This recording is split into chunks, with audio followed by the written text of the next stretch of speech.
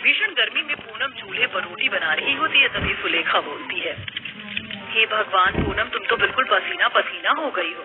इतनी गर्मी में 2-2 किलो आटे की रोटी चूल्हे पर जो बनाएगा, पसीने में नहाना तो निश्चित है। अभी तो अप्रैल का महीना चढ़ा है, तब छत भट्टी जितनी तेज तप रही है, पता नहीं मई जून कैसे कटेगा। ऊपर से हमारे घर में कूलर फ्रिज भी नहीं लगा है कि ठंडा पानी पी सके। ठंड का मौसम तो किस तरह कट जाता था, लेकिन गर्मी का मौसम 5 बहू का हर बार जीना दूभर कर देती थी। पांचों के पति मजदूरी करके जो कमाते, वो 2 टाइम की रोटी खाने में खत्म हो जाता था। चिलचिलाती गर्मी में दोनों बच्चे रोते हुए घर आते हैं।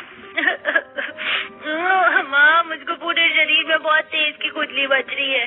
दिखा तो जरा। हे भगवान, बेचारे मेरे बच्चे को गर्मी के चलते कितनी घमौरी निकल आई है। माधवी, तुम्हारे पास नाइसिल पाउडर है ना? जरा देना।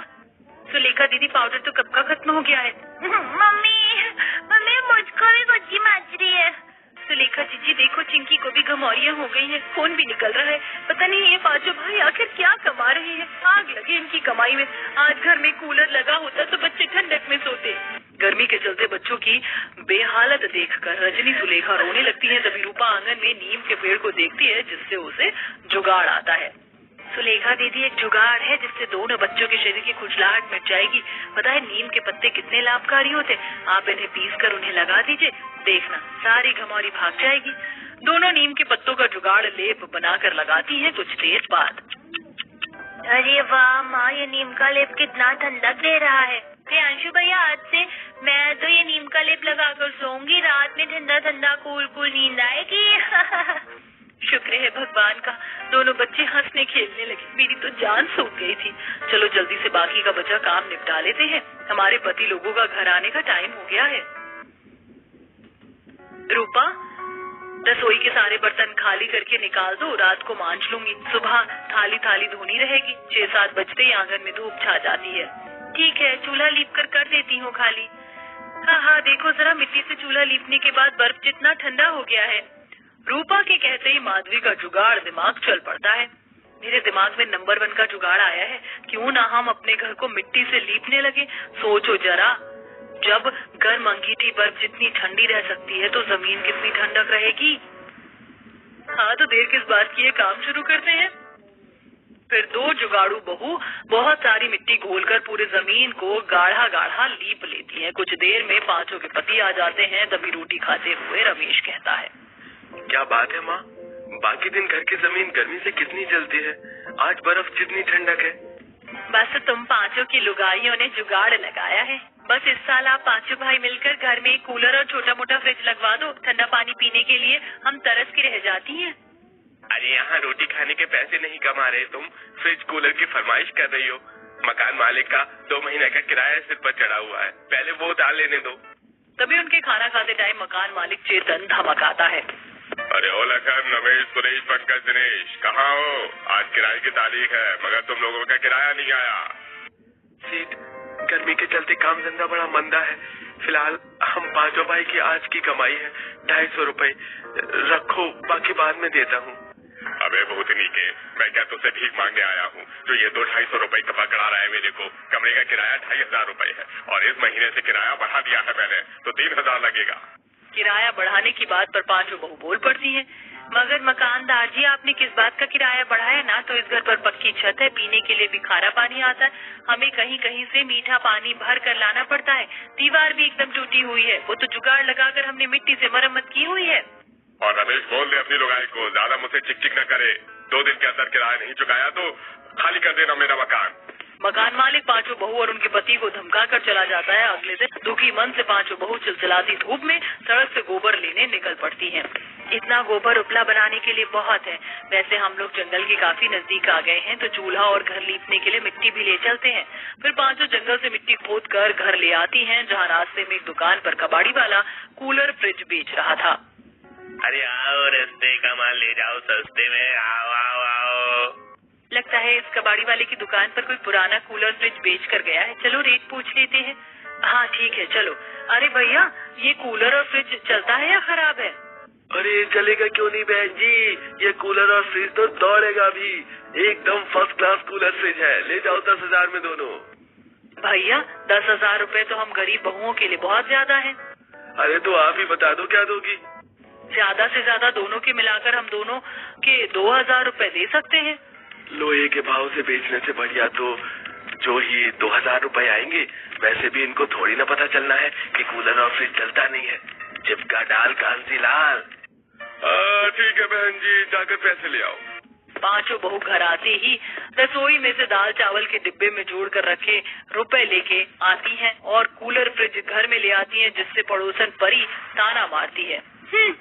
गरीबों की हैसियत में थोड़ी है ना फ्रिज और कूलर लगवा लेना, सेकेंड हैंड चीज ही खरीदेंगे। ये बल्ले बल्ले और शावा शावा, हमारे घर में भी फ्रिज और कूलर आ गया। अब हम भी फ्रिज का बर्फ वाला पानी पियेंगे और कूलर की ठंडी ठंडी हवा खाएंगे। हाँ हाँ बच्चों, ये सुविधा की चीज हमने तुम्हारे खातिर तो लगाया है, चलो अब सेट करने दो। पांचों कूलर फ्रिज को अच्छे से साफ सुथरा कर देती हैं, मगर उनके चलने पर ना तो कूलर चलता है ना फ्रिज। हे भगवान, ये कूलर फ्रिज चल क्यों नहीं रहा? इसका मतलब उस कबाड़ी वाले ने हमें ठग लिया। कितनी मुश्किल से हमने 1-1 रुपए पेट काट कर जुड़ा था, पानी में चले गए पैसे। मगर अभी तो बेचारियों पर दुख का पहाड़ टूटना बाकी था। पांचों के पति मुंह लटकाकर घर आते हैं। जल्दी जल्दी से सामान बांध लो, आज की आज घर खाली करना है। लेकिन एकदम से घर खाली क्यों करना है रमेश, बात क्या है? और तुम लोगों का शरीर नीला क्यों पड़ा है? माँ, मकान मालिक ने एक दरोगा को पैसे खिलाकर हम 5 भाइयों को बहुत पिटवाया है। अगर आज घर खाली नहीं किया तो हमारे पूरे परिवार को उठाकर थाने में बंद कर देगा। फिर पांचों बहू सामान बांध लेती हैं। रेडी पर सारा सामान रख कर सब लोग कड़ी धूप में रोड पर भटकने लगते हैं। अब मुझे एक डग भी नहीं बढ़ाया जाएगा, धूप में पाँव जल रहे हैं, प्यास लगी है। थोड़ी देर में सूरज डूब जाएगा, उससे पहले हमें अपने ठहरने के लिए ठिकाना देखना होगा। तभी एकदम से पांचों बहू गरीबों की झुग्गियां देखती हैं, जिसमें से कई खांचे कच्ची मिट्टी के बने हुए थे, जिससे पांचों के दिमाग की बत्ती जलती है। इन गरीब लोगों ने कितना बढ़िया जुगाड़ लगाकर मिट्टी का घर बना रखा है। मिट्टी का घर गर्मी के मौसम में बहुत ठंडा रहता है और मिट्टी हमें खरीदनी नहीं पड़ेगी, जंगल से मिल जाएगी। अभी तो सूरज डूबने में 2-2.5 घंटे बाकी है। दीवार तो आज भर में खड़ी कर सकते हैं। पांचों बहुओं के जुगाड़ सोच का समर्थन करते हुए जंगल से मिट्टी ढोकर और नदी से पानी भरकर वो लाते हैं। 2 सास बहू मिलजुल कर मिट्टी की दीवार बनाती हैं और देखते देखते रात हो जाती है। बस अब थक गए। बस अब रहने दो बच्चों, दीवार तो बन गई, तंबू डालकर रात काट लेंगे। फिर सब मिट्टी के 4 दीवारी में चैन से सो जाते हैं और सुबह होती है। सचमुच इस मिट्टी के मकान में कितनी सुकून और चैन की नींद पड़ी थी ना। चलिए काम शुरू करते हैं। सब जंगल में आते हैं, जहाँ रूपा रजनी सूखी फूस इकट्ठा करती हैं और एक बहू गोबर चुनती है और पांचों जन मिलकर मिट्टी के छत बनाकर घर तैयार कर लेती है। माँ, हमारा मिट्टी का घर तो बड़ा सुंदर है। बस माँ, तुम मिट्टी के फ्रिज और कूलर भी बना लो ना, फिर हम लोग ठंडा ठंडा पानी पियेंगे और कूलर की खुल हवा में सोएंगे, बड़ा मजा आएगा। चिंकी की मिट्टी का कूलर और फ्रिज की बचकानी बात सुनकर कहीं न कहीं बहुओं को कूलर फ्रिज ठीक करने का जुगाड़ मिल जाता है। वैसे तुम लोगों ने जो कूलर दिया था, उस दिन जब हमने कूलर लगाया था तो हीटिंग के चलते पलंग से धुआं आने लगा था। इसका मतलब उसमें गर्माहट के चलते गड़बड़ी हो। एक बार आप पांचों भाई देखिए ना, क्या खराबी है। हम उन मशीन को बदल लेंगे, क्या पता कूलर फ्रिज चल जाए। ठीक है, मैं चेक कर लेता हूँ। लखन देखता है कि कूलर की पंखुड़ी जंग खाई हुई है और कूलर का लोहे का हिस्सा भी पतला चादर बन चुका था। फ्रिज का हाल भी लगभग ऐसा ही था। देखो, कूलर फ्रिज की मशीन में तो कोई गड़बड़ नहीं, बस इसकी बॉडी चेंज करनी पड़ेगी। वैसे एक जुगाड़ लगाया जा सकता है, क्यों ना हम फ्रिज और कूलर के ढांचा मिट्टी से तैयार कर दे और बात बन जाएगी। पांचों जुगाड़ तरीके से मिट्टी से कूलर फ्रिज का ढांचा बनाकर उसमें उस लोहे को पीट कर पतली चादर बनाकर दोबारा इस्तेमाल करती हैं और फिर कूलर के अंदर नई घास सेट कर देती हैं। और इस बार जुगाड़ू बहू की मेहनत रंग दिखाती है। जैसे ही वो बटन दबाती है, कूलर से बर्फ जितनी ठंडी हवा आने लगती है। क्या बात है, तुम जुगाड़ू बहुओं का तो जवाब नहीं। तुमने मिट्टी का कूलर चला दिया, तुम्हें तो मैकेनिक होना चाहिए। अरे अब तुम पांचों मिलकर मेरी बहुओं को सताओ मत। फिर माधवी फ्रिज में पानी की बोतल भरकर मिट्टी की फ्रिज का परीक्षण करने के लिए रख देती है। कुछ देर बाद उसमें बर्फ जम जाती है और अब सब लोग ठंडा ठंडा बर्फ वाला शिकंजी पीते हैं।